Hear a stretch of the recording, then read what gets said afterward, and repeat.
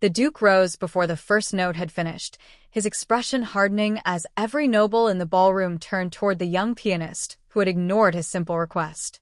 Instead of a gentle waltz, blazing passion filled the hall, daring anyone to silence her. The final chord rang through the chamber like a challenge.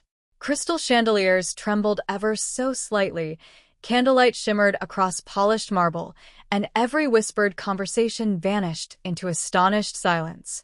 Eleanor Hart lowered her hands from the piano keys, knowing perfectly well she had crossed a line no sensible musician would ever approach. Hours earlier, the master of ceremonies had warned her with careful politeness. His Grace prefers tradition. A graceful waltz, nothing more. Please avoid unnecessary flourishes. She had nodded. She had intended to obey. Yet the moment she saw the Duke's distant eyes fixed upon the dancers, she sensed something no one else appeared willing to acknowledge. Beneath the elegance of the evening lingered an unbearable sadness, hidden behind flawless manners and measured smiles. A polite melody suddenly felt dishonest. So she chose another composition, one filled with longing, courage, and impossible hope. Now every heartbeat in the room seemed louder than applause. The Duke descended the marble steps with deliberate calm. His dark evening coat moved like a shadow through the gathered guests. Ladies lowered their fans. Gentlemen stepped aside without thinking. His authority required no raised voice. He stopped beside the piano. "You are instructed to perform a waltz." "I was, Your Grace." "And yet you ignored that instruction." Eleanor lifted her chin despite the fear tightening her throat. "I believe the room required honesty more than obedience." Several nobles gasped. The Duke regarded her quietly, as though weighing not merely her answer, but the courage it had taken to speak it. His face revealed nothing. Then, without another word, he turned away. The silence he left behind felt heavier than any rebuke. Whispers spread almost immediately. "She has ruined herself. No patron will hire her now." How foolish. Eleanor gathered her music with steady hands, refusing to let anyone see them tremble. She had cared for her widowed mother by teaching village children. This performance had been her single chance to secure enough work for the coming winter. Now that hope had almost certainly disappeared. As she reached the grand doorway, an elderly servant hurried after her. "Miss Hart." She paused. "His Grace requests your presence." Her stomach sank. She followed the servant through quieter corridors lined with family portraits whose painted eyes seemed to judge every step. The distant music resumed behind closed doors, strangely cheerful compared with the uncertainty ahead.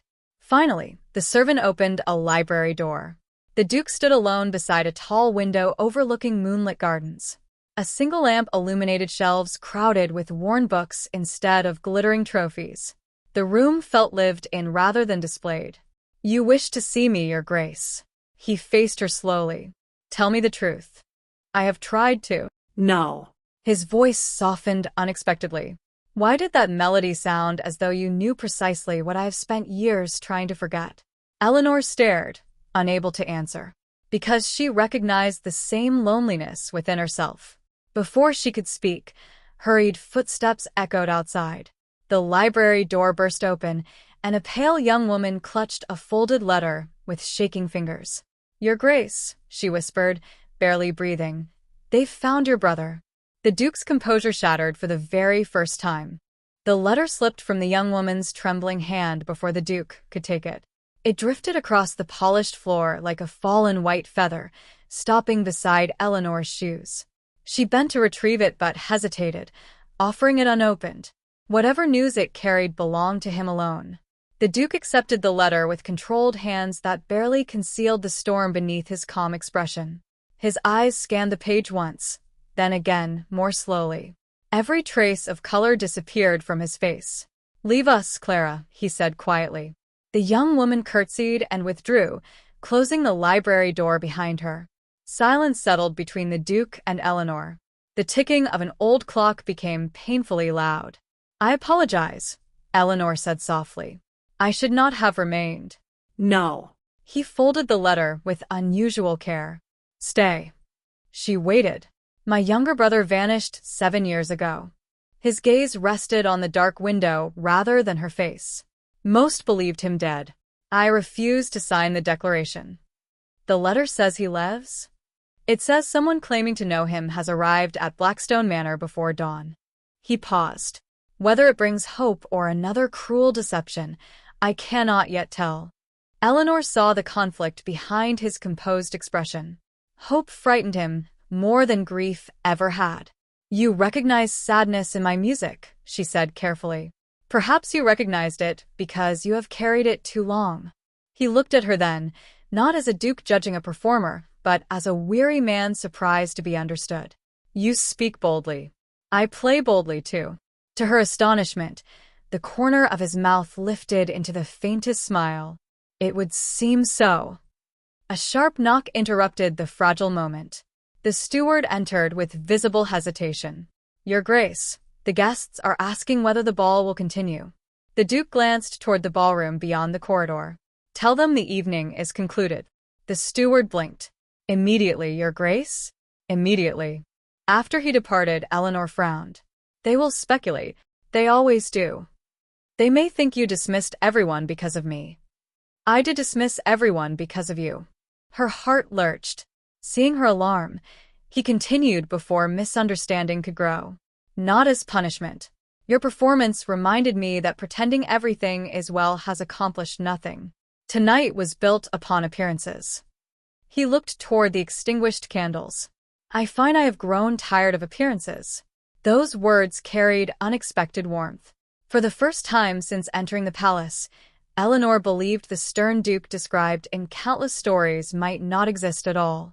Outside, carriage wheels rumbled across the courtyard as disappointed nobles departed beneath the moonlit sky. Gossip would outrun every horse before sunrise. Eleanor gathered the courage to ask, "What will you do about the letter?" I ride at first light. Alone? My brother's disappearance began because too many people knew where he traveled. She nodded. Then I hope you find the truth. And you? She blinked. You expected dismissal. I did. Instead, I have another request. Confusion replaced relief. I require someone who notices what others ignore. You mean a secretary? I mean you. She laughed once in disbelief. I am a music teacher. You are also the only person in this house who challenged me without seeking favor. His words lingered. Before Eleanor could answer, voices erupted in the corridor. A servant rushed inside, breathless. Your Grace, forgive the interruption, but a gentleman insists upon seeing you immediately. His name? The servant swallowed. He refuses to give one. And why should I receive him? The servant's face turned pale. Because, Your Grace, he bears your family's signet ring, and he claims the letter arrived too late. The Duke did not answer immediately. His eyes fixed upon the servant, searching for the slightest hint of exaggeration. Finding none, he set the folded letter on the library table with deliberate care. Bring him here. The servant hurried away. Eleanor remained near the piano bench that stood against the library wall, uncertain whether she ought to leave. This was no longer a conversation about music. It was a family matter wrapped in secrets that could alter the future of an entire duchy. You may go, the Duke said gently. She inclined her head, yet neither of them moved. A strange instinct held them both in place. Moments later, the library door opened again. A tall traveler stepped inside, his boots stained with road dust and his dark cloak torn along one shoulder. A silver signet ring gleamed upon his hand, bearing the unmistakable crest of Blackstone. The Duke stared. You are not my brother. No. Then explain why you wear his ring. The stranger removed it immediately and laid it upon the table. He gave it to me. The Duke's jaw tightened. Where? In a monastery near the northern cliffs. Eleanor watched the Duke's carefully controlled composure begin to crack. Hope and suspicion wrestled across his face. You have one chance to convince me. I ask for nothing except that you listen. The stranger spoke quietly. 7 years earlier, he had been a merchant's apprentice traveling through the northern counties when bandits attacked his caravan. Several travelers survived only because an injured nobleman led them through hidden woodland paths despite suffering a fever from a sword wound. He never gave his title, the traveler said. Only his first name. Julian, the Duke whispered. The traveler nodded. He believed enemies were still searching for him. He feared returning would endanger everyone he loved. The Duke closed his eyes. That sounded exactly like him. But he was gravely ill, the traveler continued. The monks sheltered him until he recovered enough to leave. And where did he go? I do not know. Silence filled the room. You expect me to believe you lost him? I expect you to believe I have spent years trying to find him. The traveler reached into his satchel and withdrew a weathered leather journal. He asked me to deliver this only if I ever reached Blackstone. The Duke accepted it carefully. Inside the cover appeared a familiar signature. His hands trembled. Eleanor saw tears gathering, though none escaped. Without thinking, she stepped closer. You found part of him, she whispered. Only part. It is more than yesterday. He looked at her with quiet gratitude. For a heartbeat, the enormous library felt remarkably small. Then the traveler cleared his throat. There is something else. Every face turned toward him. The men who attacked him were not ordinary thieves. The Duke looked up sharply. What do you mean? They carried military weapons and rode trained horses.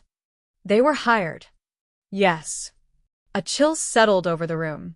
Someone had planned Julian's disappearance. Someone powerful. The Duke slowly opened the journal. Most pages contained observations about villages, music, books, and ordinary kindnesses. Yet several pages had been torn away. Who removed these? I found it like that. The Duke examined the ragged edges. They were taken intentionally. Eleanor leaned closer. Between two surviving pages rested a pressed blue wildflower. A tiny folded note slipped onto the table. The Duke unfolded it. Only 5 words appeared. Trust the pianist. Trust no one. His eyes lifted to Eleanor in stunned disbelief. Before either of them could speak, a loud crash echoed from the corridor. The library windows shattered inward. An arrow buried itself in the oak desk exactly where the journal had rested seconds before. Attached to its shaft was another message. The Duke tore it free. This time, the words were unmistakably a threat. Stop searching or the pianist dies first. Glass rained across the library floor as the Duke seized Eleanor's arm and pulled her behind the heavy oak desk. The arrow quivered where it had struck the wood, its black feathers trembling in the sudden silence. Outside, a horse galloped into the darkness before any guard could react. Lock every entrance, the Duke shouted. Servants rushed through the corridors. Within moments, the manor echoed with hurried footsteps, clanging bolts, and urgent commands. Eleanor's pulse refused to slow. I am sorry, she whispered. Whoever sent that warning believes I have become part of this. You became part of it the moment someone trusted you enough to write your name. He unfolded the threatening note again, studying every stroke of ink. This handwriting is different from the one inside Julian's journal. The travelers stepped closer. I noticed that as well. So, there are at least 2 people involved, Eleanor said. The Duke looked at her with quiet approval. You observe details others miss. She offered a faint smile despite the danger. My students often forget that music is made from listening. And perhaps mysteries are solved the same way. The captain of the household guard entered, breathing hard. We searched the grounds, Your Grace. The rider escaped through the eastern gate. Any witnesses? Only one gardener. What did he see? He said the rider wore a dark cloak with no crest, but the horse carried silver tack fit for a noble household. The Duke exchanged a meaningful glance with Eleanor. This was no common criminal. No. It was someone wealthy enough to hide behind respectability. The captain departed to continue the search. The Duke turned back to the journal. Together, he, Eleanor, and the traveler examined every page beneath the warm glow of the library lamp. Most entries described ordinary moments, children laughing in village squares, old hymns sung in quiet chapels, strangers sharing bread with those who had less. He wrote about hope, Eleanor murmured. My brother always believed kindness revealed more than power. As she gently turned another page, something caught her attention. The page numbers. The Duke leaned closer. What about them? They skipped twice. He frowned. There are torn pages. Yes, but not enough to match the missing numbers. She traced the binding with one careful finger. There must be another hidden section. The traveler carefully inspected the spine. After several moments, he pressed against the leather cover. A concealed compartment sprang open. Inside rested a tiny brass key. The Duke stared at it in disbelief. "I have seen this before." "Where?" Eleanor asked. "My father's music room." Her surprise showed. "There's a music room? Locked since his death." "Why?" "He said no one should enter unless Julian returned." The three of them fell silent. Suddenly, years of unanswered questions seemed to point toward a single forgotten room. They hurried through quiet corridors until they reached an old walnut door at the end of the western wing. Dust coated its carved frame. No servant appeared to have crossed its threshold in years. The Duke inserted the brass key. The lock clicked. The door creaked open. Moonlight streamed through tall windows onto faded instruments covered with white sheets. A magnificent grand piano stood beneath a portrait of the late Duke, its polished surface still gleaming despite the years. Everything remained exactly as it had been left. Eleanor slowly approached the piano. "It feels waiting." The Duke nodded. "My father believed music preserved truth better than memory." She rested her fingers lightly upon the keys. One note sounded, then another. A soft mechanical click echoed beneath the floor. All three froze. The piano bench shifted several inches by itself. Hidden beneath it lay a narrow wooden compartment. Inside rested a sealed envelope bearing the family crest. Across the front, written in the unmistakable hand from Julian's journal, were the words, "For my brother, and for the woman brave enough to play the wrong song." The Duke broke the wax seal with hands steadier than Eleanor expected. For a long moment, he simply stared at the folded pages, unable to speak. The room seemed to hold its breath as moonlight rested across the old piano and the portrait of his father watched silently from above. At last, he began to read. "My dear brother, if these words have reached you, then I have failed to return before danger found us both. Do not search for me with anger. Search with wisdom. The greatest threat to our family never came from strangers. It lived within our circle of trust." The Duke looked up slowly. "The attacks were planned," he whispered. The traveler nodded grimly. "I feared as much." The letter continued. "I discovered that our father's steward accepted payment to reveal my journeys. When I confronted him, he fled before I could gather proof.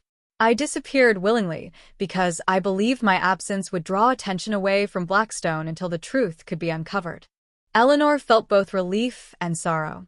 Julian had not abandoned his family. He had sacrificed everything to protect them. Another page slipped free. "If Eleanor Hart stands beside you, believe her instincts. Years ago, she comforted frightened children at the monastery where I recovered. She never knew my name, yet her music reminded me that courage often arrives quietly." Eleanor covered her mouth in astonishment. "I remember him," she whispered. "An injured traveler who asked me to play every evening. I never imagined." The Duke smiled with genuine warmth. "You gave my brother hope before either of us knew who you were." The final page revealed one last truth.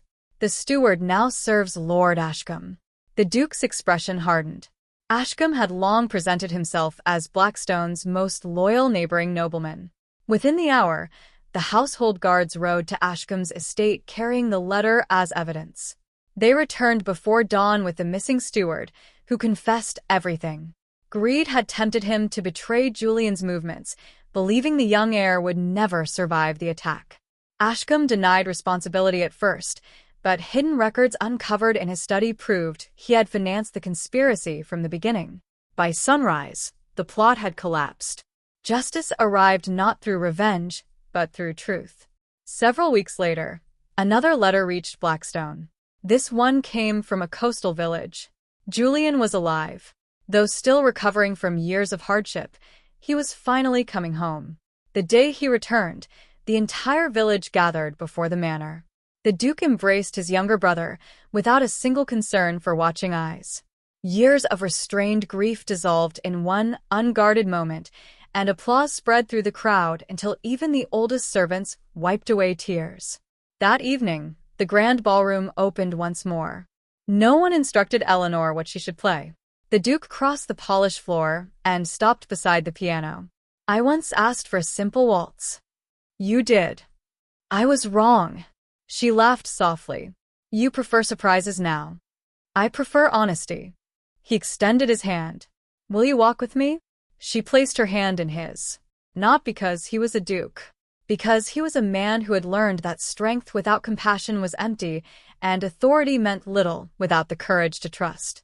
Together they stepped into the center of the ballroom. Eleanor began to play the very masterpiece that had shocked the hall weeks before. This time, no one gasped. They listened. The music no longer sounded like defiance. It sounded like home. As the final note faded beneath the glowing chandeliers, the Duke looked into Eleanor's eyes. "You played the wrong song," he said. She smiled. "No." It was exactly the right one. Around them, the hall erupted in joyful applause, while two brothers stood reunited. One courageous woman found the place where she truly belonged, and a future built on loyalty, forgiveness, and love began with the melody that everyone had once believed should never have been played. Thank you for listening. Please subscribe.